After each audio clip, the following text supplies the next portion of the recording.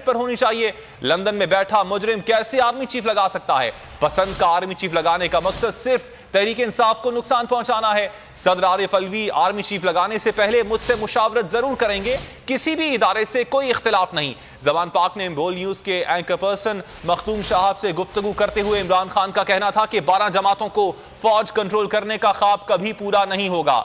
Regime change पर पूरे मुल्क का माशी नुकसान हुआ। मुल्क में कानून की हुक्मरानी लाना है। अवाम का सियासी निजाम से एतबार उठता जा रहा है। उन्होंने कहा कि इलेक्शन आज हो या बाद में साफ शफाफ होने चाहिए। इंतखाबात फौरी हो जाएं या फिर अक्टूबर में तहरीक इंसाफ को नुकसान नहीं होगा। मैंने कहा था कि अगर कुछ हुआ तो मैं अवाम के पास जाऊंगा। अवाम तहरीक इंसाफ के साथ है। 26 नवंबर को पाकिस्तान में सियासी क्लाइमैक्स होगा।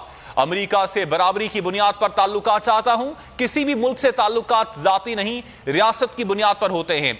उन्होंने कहा कि जब साइफर नेशनल सिक्योरिटी कमेटी ने माना तो फिर इबाम कैसे रह गया। शहबाज शरीफ ने कमेटी में सफीर असद मजीद को बुलाकर पूछा। कमेटी ने इस बात को माना कि साजिश और मुदाखलत दोनों हुई है। इसी हवाले से मजीद तफसीलात मालूम कर लेते हैं बोल न्यूज के नुमाइंदे अखलाक बाजवा से। अखलाक, क्या कहना था मजीद चेयरमैन तहरीक इंसाफ का? बोल न्यूज के सीनियर एंकर मखदूम साहब से गुफ्तगू करते हुए चेयरमैन तहरीक इंसाफ इमरान खान का ये कहना था कि आर्मी चीफ की तानीयाती मेरिट पर होनी चाहिए। लंदन में बैठा मुजरिम कैसे आर्मी चीफ लगा सकता है?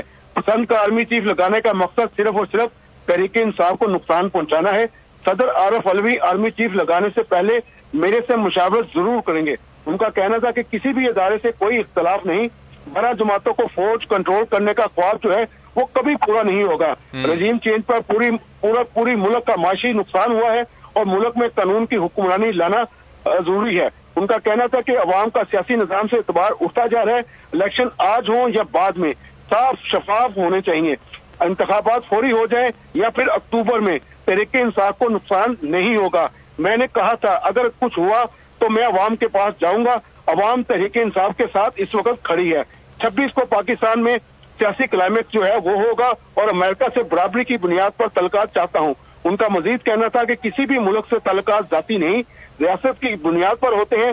जब साइफर नेशनल सिक्योरिटी कमेटी ने माना तो फिर इबाम कैसे रह गया? उन्होंने कहा कि शहबाज शरीफ ने कमेटी में सफीर असद मजीद को बुलाकर पूछा कि जो है वो और कमेटी ने इस बात को भी माना कि साजिश और मुदाखलत दोनों हुई हैं और नैब कवानीन में तब्दीलियां करके शरीफ खानदान अपने केसेस जो है वो खत्म कर रहा है। इमरान खान का मजीद कहना था कि मुझे नहीं मालूम इंतखाबात जो है वो लेवल प्लेइंग फील्ड मिलेगी या नहीं। अब टिकटें मेरिट पर और खुद जो है वो मैं खुद दूंगा। उनका कहना था कि नवाज शरीफ समेत दीगर सियासी जमातों की शोहरत जो है वो मसनूई है। जी ठीक अखलाक, आपने अपडेट किया इस हवाले से। आपका